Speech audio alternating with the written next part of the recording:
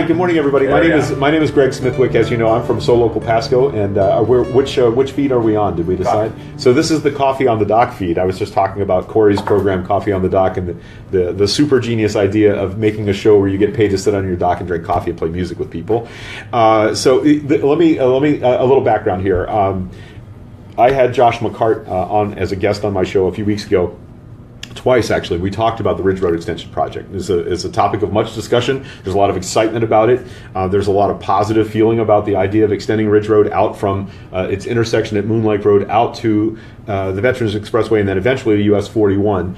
And I like projects that we're excited about. However, there are some environmental concerns and some questions that need to be asked.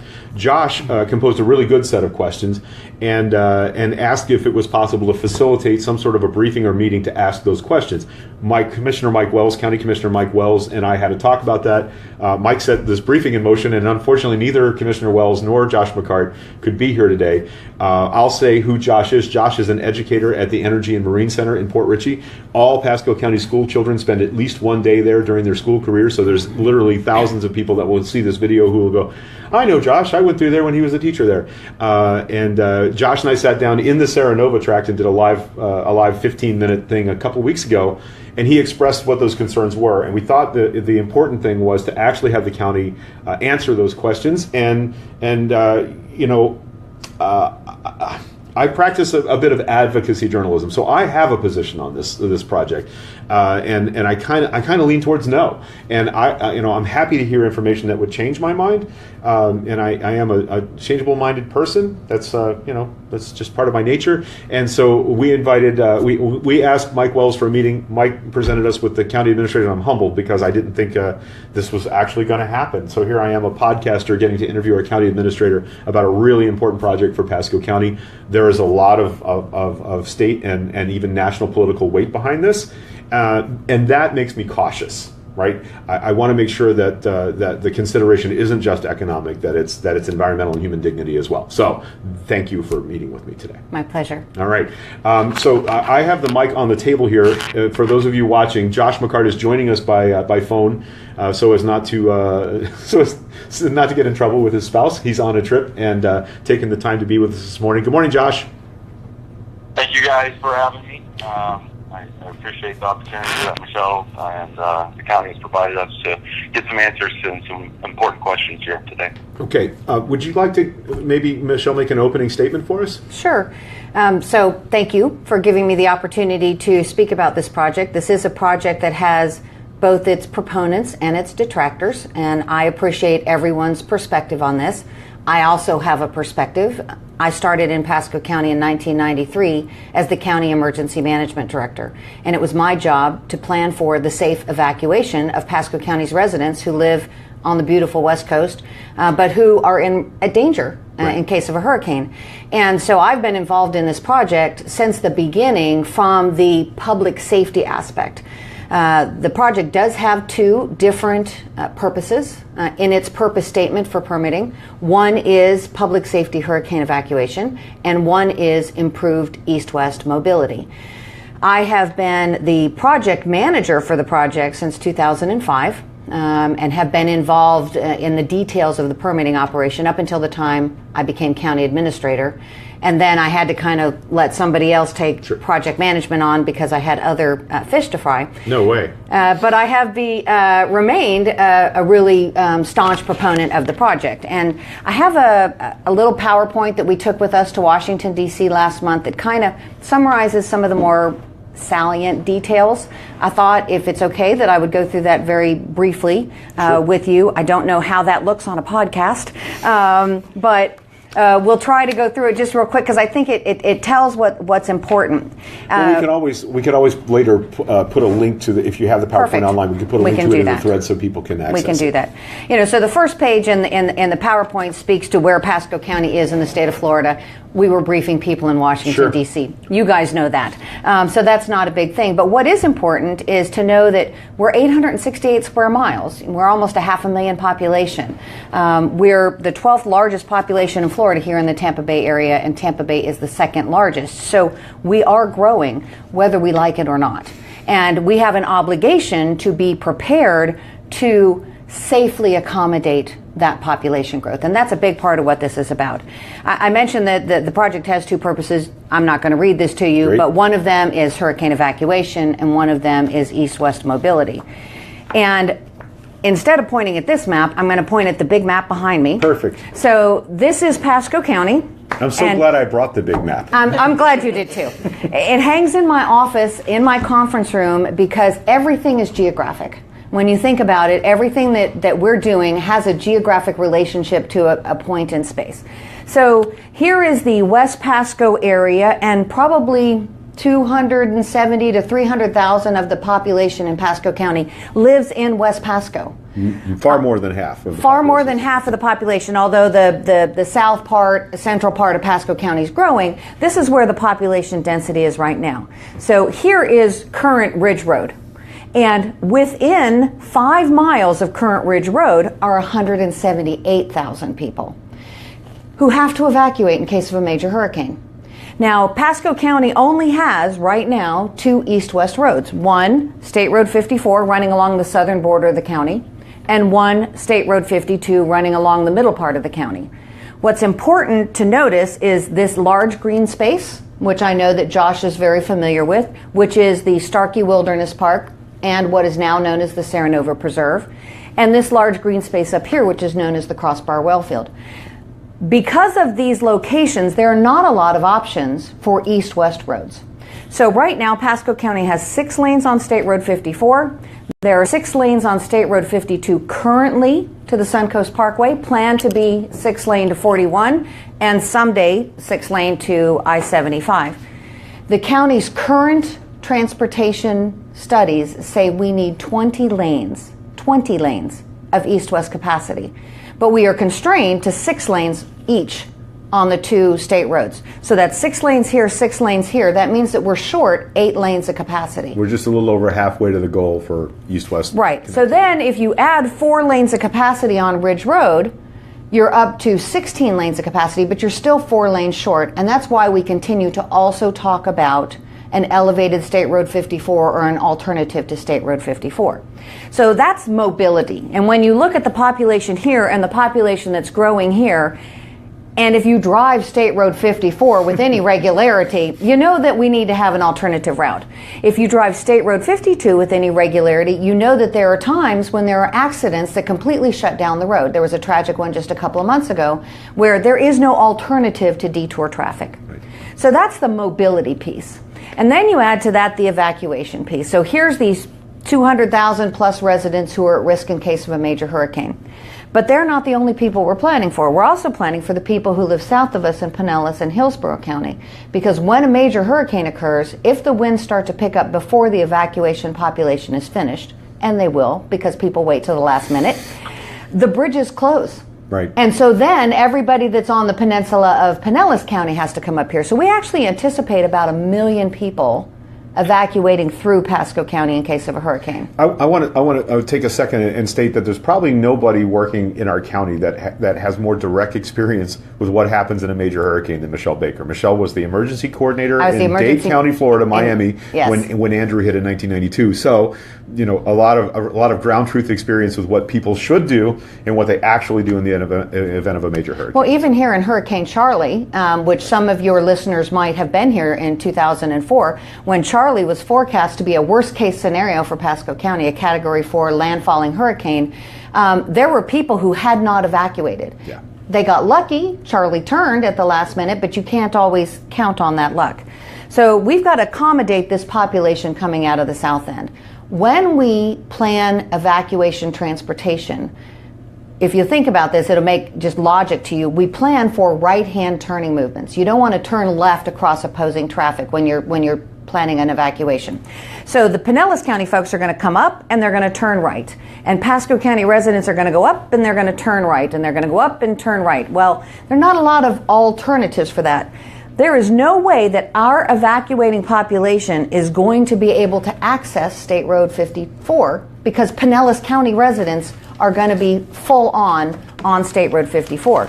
So all of our residents are going to be, at this point, channeled either to Ridge Road to Moon Lake to 52 or up to 52 or up to County Line Road.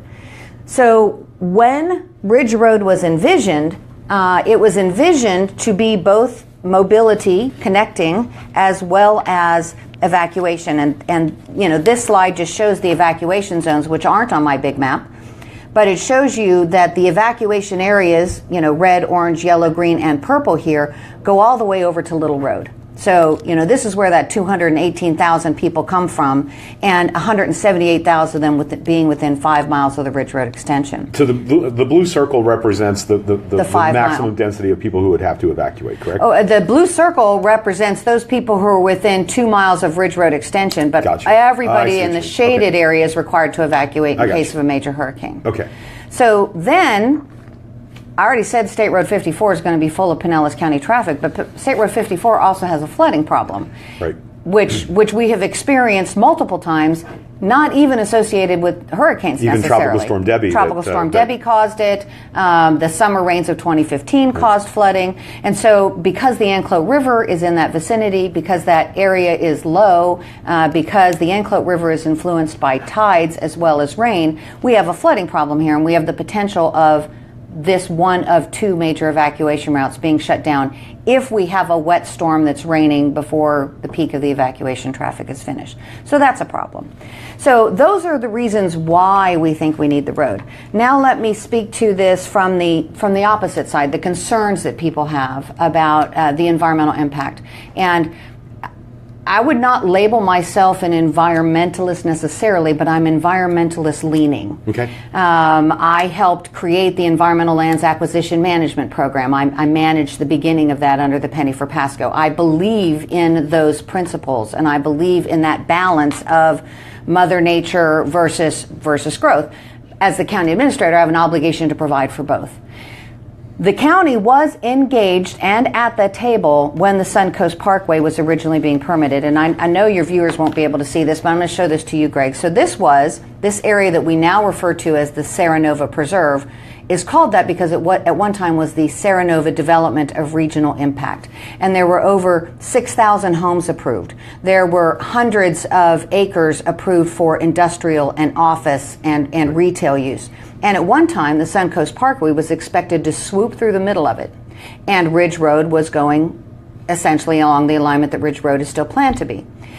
Together with the Turnpike Authority, who was permitting the Suncoast Parkway, the U.S. Army Corps of Engineers, the U.S. Fish and Wildlife Service, Florida Game Commission, and Pasco County, we coordinated to realign the Suncoast Parkway to go up the eastern border of the Serenova DRI and to preserve this land as mitigation for the Suncoast Parkway. But in the partnering agreements, it was always recognized that Ridge Road still needed to occur.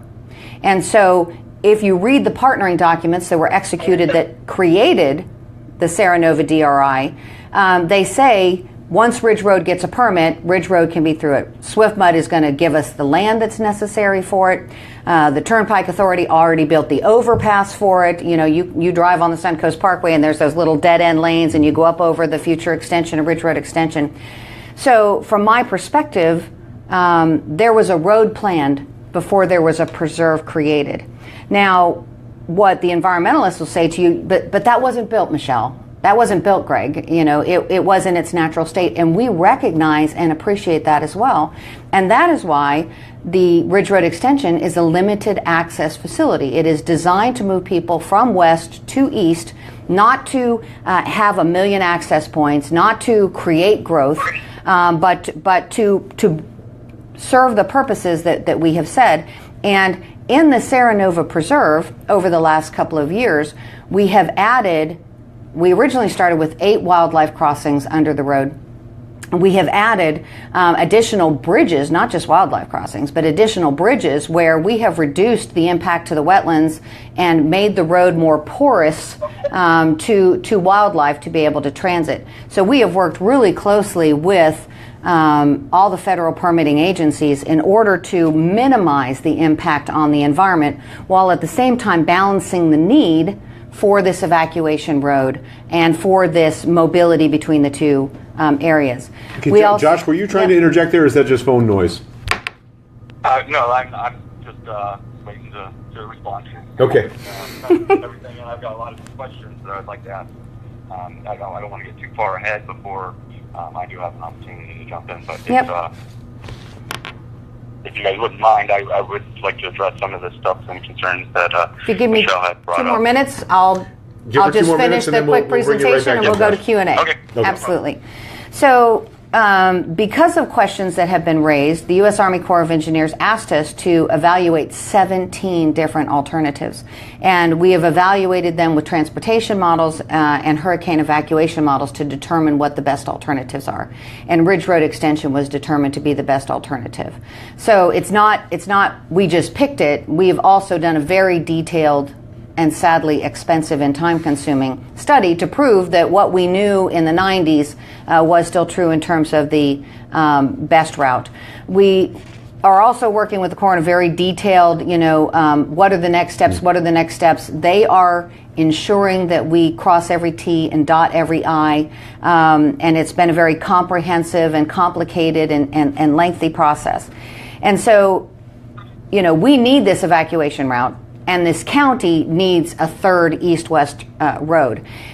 You mentioned at the beginning of your blog that you were concerned that politicians were getting involved, and that always makes you raise your eyebrows. It does. It occurs to me that this is there's a lot of regulatory questions here that are becoming political questions, and it seems to me the trend is that we get away from regulation, and political expediency leads to things that maybe we compromise on that we shouldn't in a regulatory fashion. Except for that, after nearly 2 decades of permitting and working with the regulatory agencies, we think we are near to the finish line. And I think where Congressman Bilirakis, where Governor Scott, and where the Board of County Commissioners are coming from is 20 years of permitting, questions asked, questions answered. We have made significant modifications to the project. They see the need for the evacuation route. They see the need for the east-west, and what they are asking is that the Corps of Engineers expedite completion of the review. So they're not asking go build a road without going through the regulatory process. We have been through the regulatory process. We've been through the ringer of the regulatory process. What they're asking is finish it. It's not fair to the Pasco County residents who are at risk for a hurricane that they not have this evacuation route in place before they have to evacuate. It's not fair to the residents who are sitting in traffic on 54 that we not have this road. If they're going to say no, then say no. But if they're going to say yes, let's say yes. But we're not saying skip the regulatory process. We're not saying skip the review. We have been through very detailed review since we submitted this permit in 1999. Do you know there are a lot of folks that feel like our regulatory process at the state level has been compromised by this administration, that people who bring bad news to the governor environmentally tend to be marginalized and not listened to. So the concern then is that political pressure on regulatory bodies. We know that happens, and we know that it has a negative effect on those that want to protect the environment. So, but this road was permitted before Governor Scott was governor. I get that. By the state agencies. It was permitted in 2003 by the Water Management District. Let's let Josh in. I would just like to add. Nice and loud, please, Josh.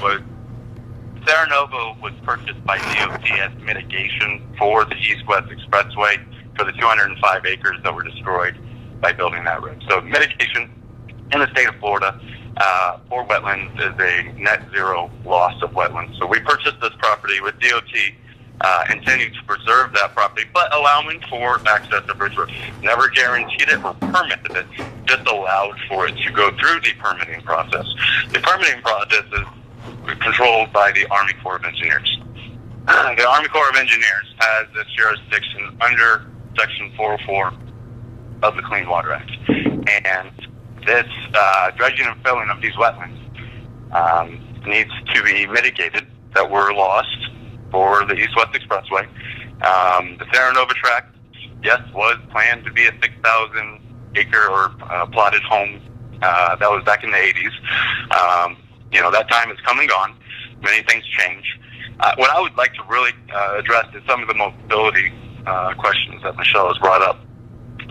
Some of my concerns with the mobility questions is if this was truly an evacuation concern, State Road 52 would not just now be widening from the Suncoast 241 to 6 lanes. There are alternative options. Michele had mentioned that you want to make right turns in these emergency evacuation scenarios. Michelle's having a hard time hearing you, Josh. Sorry. Well, I'm going to repeat what you said because I heard it pretty clearly. You said you expressed that left turn's bad when we talk about hurricane evacuation. Okay, go ahead, Josh. Right turns are good.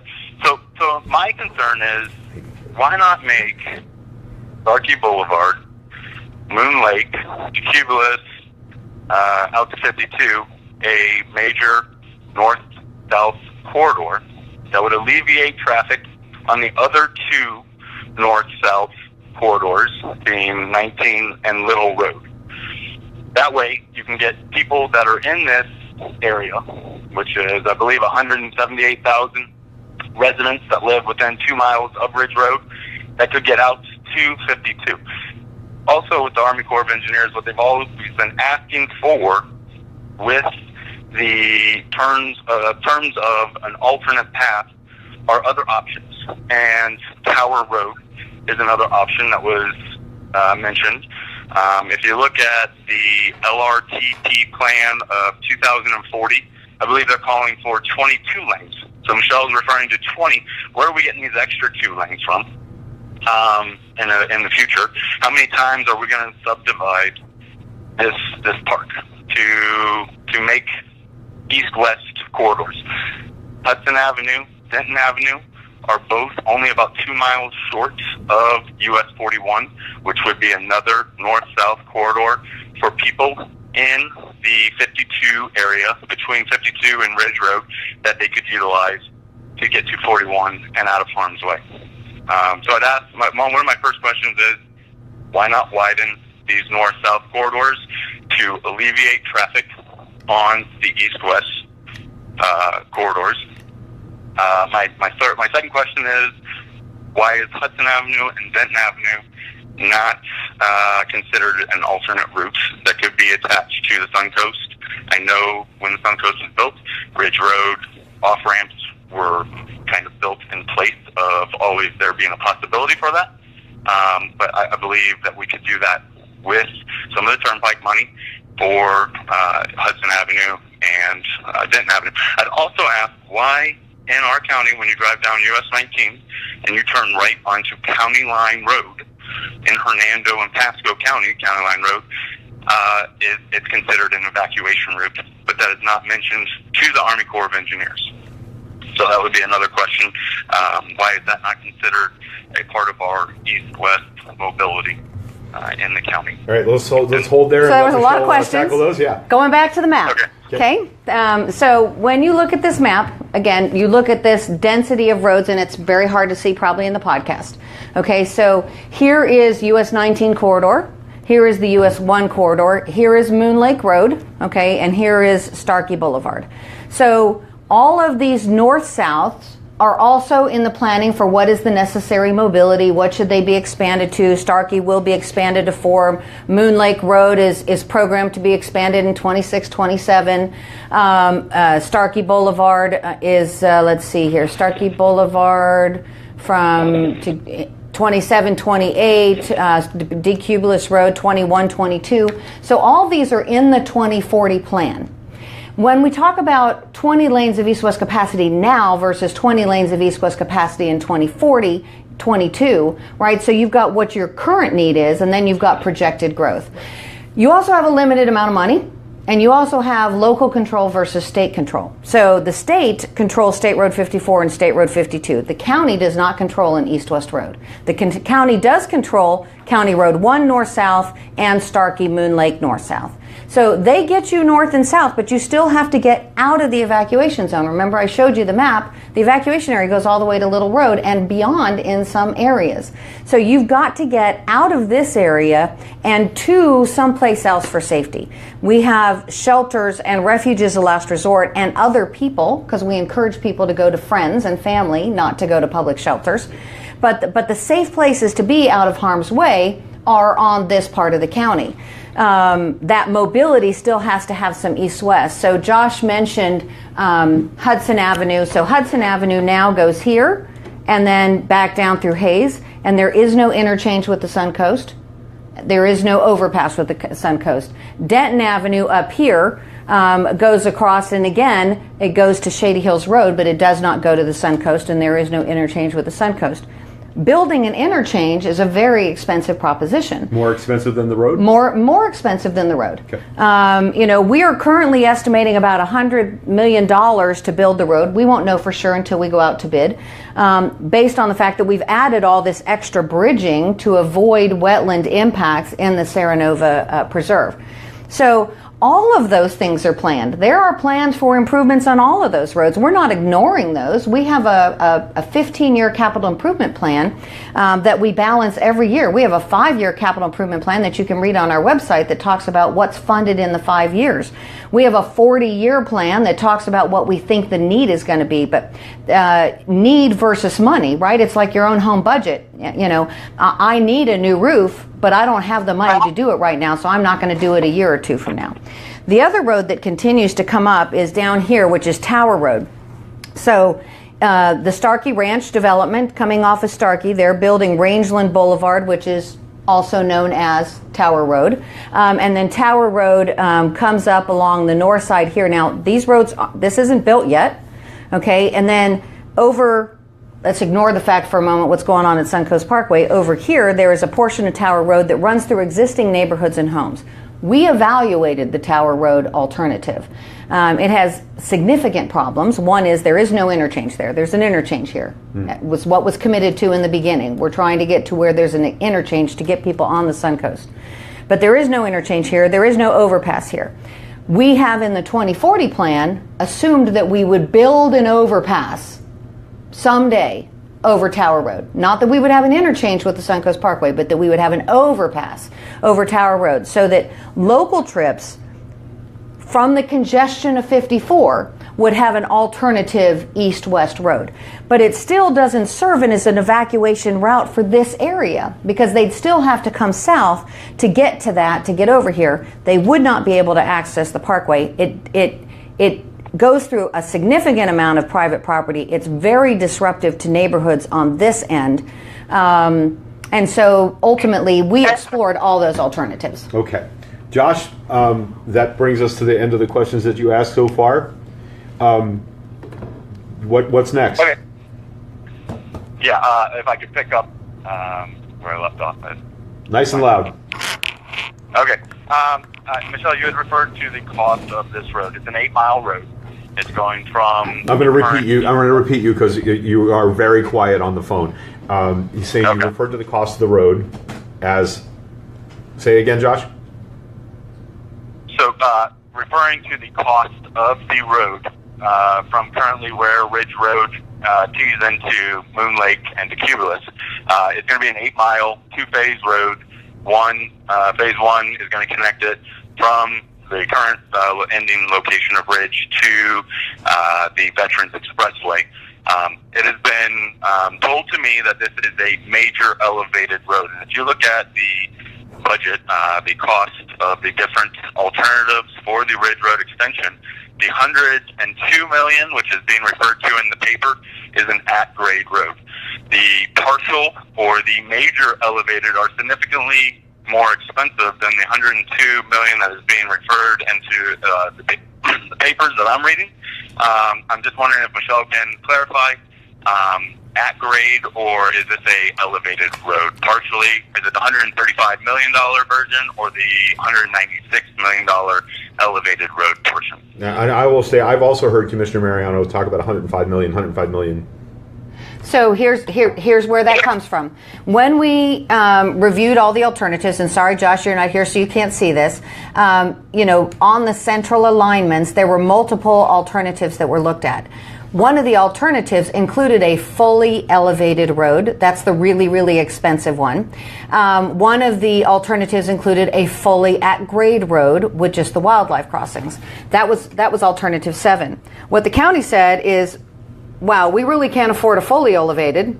And the Corps said, we really don't like the fully at grade. And so we have a modified alternative 7, which is where the 102, 105 number comes from. The modified alternative 7 adds additional bridges to the road so that the road does an undulation. So it's not fully elevated and it is not fully at grade. And what we have done is we have looked at where are the wetlands, okay, based on the preliminary jurisdictional line that was determined by the Corps of Engineers. And we have, where possible, lifted the road off of the ground through bridging before it impacts that wetland. Now, you still have some minor impacts because you have to support your bridge on structures. But what we have in this modified alternative, which is the one that we have currently proposed as being the least environmentally damaging practicable alternative, or LEDPA, which is what the regulatory words are.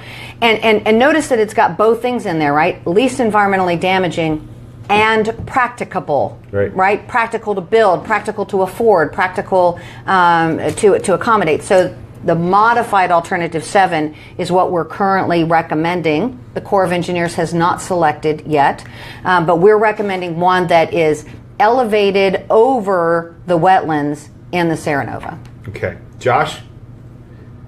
All right. My follow-up question would be to that. With these designs, with the modified designs, has the county done modeling, GIS modeling of staff gauge readings out in the Serenova tract with the flooding concerns during our wet season, July to September, and then with the impact this road's going to have through the Pithila-Chascody watershed? It's a tight, narrow spot right where you're building this road. So it's kind of unique topographically. Everything to the south or northwest of this road kind of flows back into the Moon Lake Estates and then through into Water's Edge. So my concern with this at grade, partially modified, whatever you want to call the road, is that you're going to create a bottlenecking in a very, very narrow wetland, a very narrow watershed, which is a floodplain. I had the pleasure of hiking from 52 to 54 on Wednesday. He live streamed and I went through this area where this road is going to be built, and it is a massive wetland. And so my concerns are flooding concerns. We know, Michele had mentioned it, with 54 there are flooding concerns. That's the Anclote tract.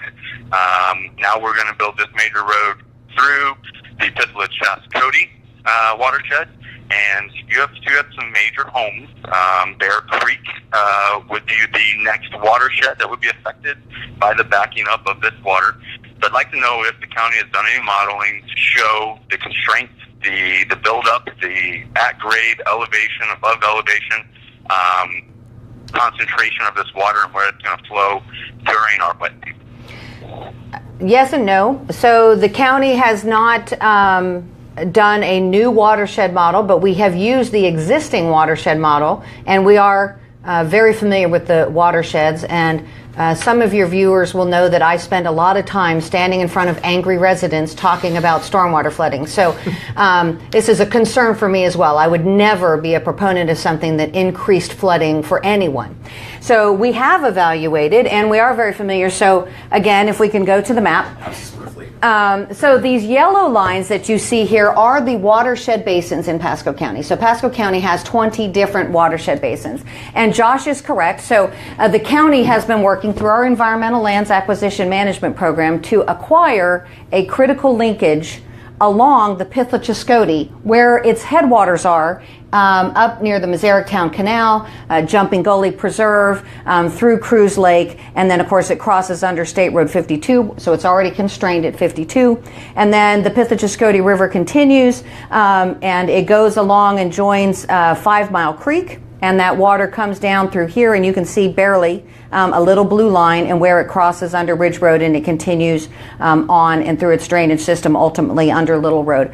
Very familiar with the watershed, very familiar with how the water flows. From the beginning, across the Pithila-Chascody floodplain, this was bridged. So even the at-grade alternative that was originally proposed had extra area on either side of the water for wildlife crossings. Now, is that area in the mapped floodplain? It is.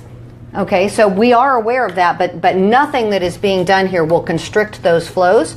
Nothing that is being done here will add to those flows. Any additional drainage created by the imperviousness of the highway is accommodated with retention ponds being built as a part of the highway. The drainage that exists today will be allowed to continue. Okay. Josh? My main concern with that is that if you're looking at the backbone of the Smithwick River and where it flows through, and you're adding a buffer, yes, that is great. That's going to allow for wildlife corridors with the ELAMP corridors going from Terranova over to Crossbar Ranch to still continue. But during the wet season, that entire area is a riparian flood zone. It is not going to look like what it does today, what it's going to look like in September. The entire forest is built to withstand flooding, and any change in elevation is going to cause the water to run off that land in a different way. So when you build a road up through this watershed, this entire area is draining that water in a new path, and it is bottlenecking it through a larger passage, like Michele was mentioning, but it is still a bottleneck. It is still going to have water built up behind it, and it is still going to cause concerns for neighborhoods. And I know from personal experience that, when they build these roads, I'm sure they take all this stuff into consideration. But if you look around our county, there are numerous problems with road development. Ridge Road being just recently increased from 2 to 4. Now the Oaks on the right side of the road or on the south side of the road is now in a flood zone. So things change. Even though we're making accommodations, it is going to... Okay, I just cut Josh off. Well, and I was going to give you the 5-minute warning because we're running out of time anyway. I feel bad about that, and I'll have to square it with Josh later. But let me respond to that a little bit. So a bottleneck and causing additional downstream flooding are two exactly opposite ideas. A bottleneck says I'm going to hold it up further upstream. So if I'm creating a bottleneck, then I'm going to add more water here. I'm not going to add more water downstream. So those two thoughts are in opposition. In terms of water downstream, where you would add water downstream is the increase in impervious area associated with the footprint of the road itself, where it is at grade, not where it is elevated. Right. And we are capturing that water into retention ponds, which we are landscaping and creating wildlife sanctuaries out of for wood storks. Now, in terms of the last thought he was going to, where we 4-laned Ridge Road and added the Oaks into a floodplain. We are evaluating the construction of Ridge Road to ensure that we did not inadvertently create a localized flooding problem. However, a localized flooding problem is very different than whether something is in the floodplain. So the floodplain is modeled by watershed level. We're having a different, maybe a different terminology for that. But living here forever, when Little Road north-south, Regency Square got widened and developed, and a lot of parking lots were built, Cranes Roost started having flooding problems. So that's a localized problem, but it's no less of a problem for the people that own homes there. Right, and so we're not here to talk about the Cranes Roost problem, right. and there is a. But you can see where it would be a concern when you put any kind of what looks like a giant dike through it. Anytime you add imperviousness, right. you add water going someplace else. Right. In current regulations that the county has and SwiftMud has, that requirement is that you allow any water that was there before to pass through, but any additional water that you create, you have to hold your own. You cannot add any additional water to somebody else. You cannot push it to somebody else's parcel adjacent to you, and you cannot add any additional cubic feet per second if you're in an open basin and water is going downstream.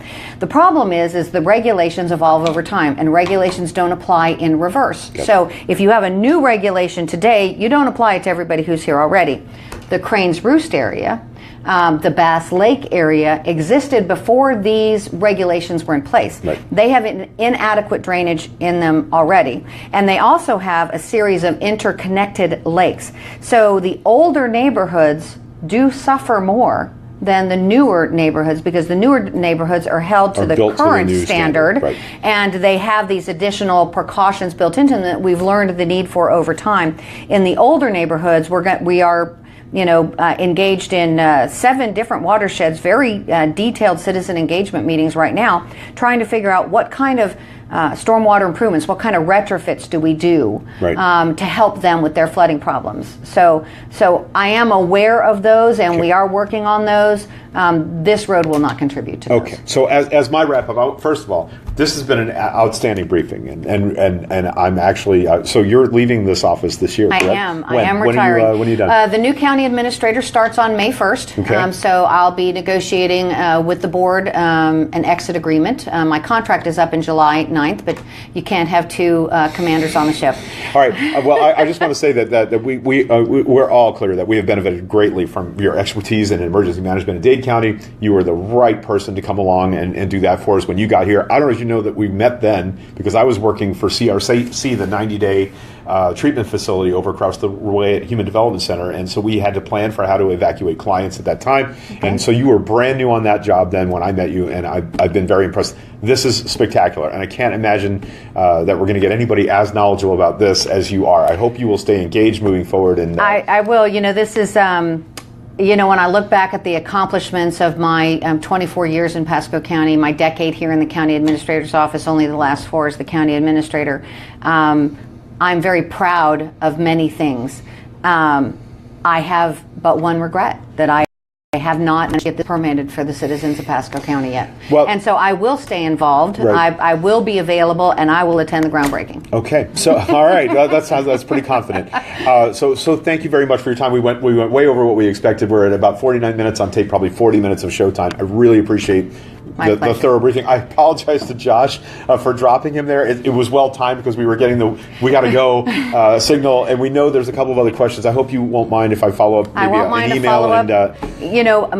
My goal as your county administrator is to make sure that we are balancing public safety with growth, and we are balancing the environment with public safety and growth. And I'm always happy to answer questions and share my knowledge. And the knowledge changes and it evolves as we continue to go through this. And I think that over time, with the input of the environmentalist community and with the efforts of the regulatory agency, it's a better road than it was when it started. Okay. For the environment and for the population. And that's absolutely what you want to have come out of your regulatory process, right? You have compromise and negotiation, and maybe they didn't get everything they wanted and we didn't get everything we wanted, and we're going to spend a whole lot more to build this road, but it's a better road than it was when it started, and you got to be happy for that. A thorough and accurate briefing. And so we're going to wrap up. I'm Greg from So Local Pasco. This is County Administrator Michele Baker. Thank you very much for tuning in. Please share this wide. I'm sure the more people get the briefing, the more informed discussion and decision making we can do. You've given us a lot of information, and that's what we came for. So thank you. Thank you. All right. There we go.